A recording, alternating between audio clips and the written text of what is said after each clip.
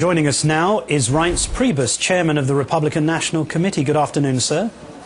Hey, good afternoon, Martin. Thank you for having me on. It's a delight. So, good news for the RNC. Romney at 49%, the president at 46%. This looks like a good time for Republicans, doesn't it? Well, I mean, it's a good time for Republicans, but unfortunately for our country, it's a terrible time for people that are looking for work, because we've got a president who just doesn't seem to want to engage in what the most obvious problems are in our country. And that is, and you laid it out just perfectly with just the numbers, which is we're dying under an avalanche of debt. We've got a president that's proposed a budget that includes the biggest budget deficit in the history of our country. We've got real problems in this country, and we're really in a battle for the very idea of America economically. So I'm not surprised that we have a poll here that shows that basically only 27% of all registered Americans believe that this president's doing a good job, and only 20% of Americans think that he's handling the economy well. With that type of record, this president is not going to get elected, and he's not going to get reelected if he can't put Americans back to work. It's interesting, isn't it, Mr. Priebus, because you're right to appeal to the economy as his greatest opponent.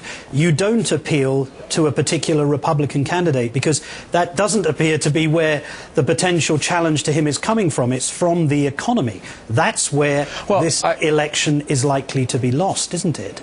Well, the problem the president has right now is it's an old, this is it's a sort of a political test that all candidates have. It's how do you square up against anyone but the president, or how do you square up at anyone but him? And right now, anyone but Obama does pretty well in a generic poll, and that's because Americans are coming to the conclusion that we have someone in the White House that's whistling past the graveyard, while unfortunately, and as stunning as it is, our country is going broke. I mean, that's terrible that we're even talking about this right now in our country, but that's where we're at, and Americans are learning that.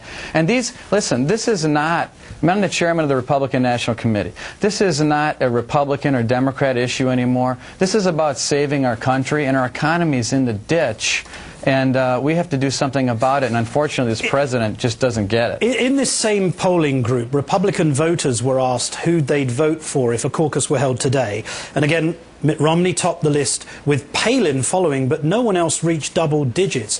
Are you concerned at all that there appears to be an overall dissatisfaction with potential candidates for the GOP? And how do you see this particular race, focusing on your own party, how do you see that race shaking down? Well, Martin, I think the field is still getting set. I think it'll be set by the end of summer. But I think the field as it is now is very strong. I think that we have intelligent, articulate alternatives to a president that the American people are getting ready to fire. Would you like to see Sarah Palin run? It doesn't bother me either way. I mean, I'm happy with whomever gets in the race. So you're not particularly committed to her running, and you're not that bothered, as you say? I'm not committed to anyone, Martin. I mean, I'm committed to doing whatever I can to make Barack Obama one-term president, because I think he's destroying our country economically, and that's my job at the Republican National Committee. Okay, let's turn now to Anthony Weiner. House Minority Leader Nancy Pelosi has called for an ethics investigation into his sexting scandal. I know this is a bit of a gift for you, but you have also called for his immediate resignation, haven't you? Well, I mean, the man is a creep, and he's a member of the United States Congress, and he's admitted to flat-out lying, not only to the American people multiple times, but to multiple reporters, and even coming back to hallways after he knew what the truth was, can I ask and then lied again. You, I mean, is John Ensign a creep as well? Well, listen, I mean, this is about can you here just and answer now. That? I mean, John Ensign resigned. I mean, I'm not going to get into all the details of him. Was he a creep prior to his resignation? I have no idea about whether or not he was a creep or not, but the man resigned, and he did the honorable thing. And the reality is that I think Anthony Weiner should do the same. I mean, what's the solution? I mean, you've got Nancy Pelosi and my counterpart at the DNC basically being my counterpart's silent. Nancy Pelosi wants an investigation. Why do we need to spend taxpayer dollars on investigating whether or not the guy's a liar or whether or not he's fit for public office? The man should resign, and we should move on and put someone else there that's fit to serve. Priebus, again I repeat, thank you very much for joining us this afternoon. Thank you, Martin. Appreciate it.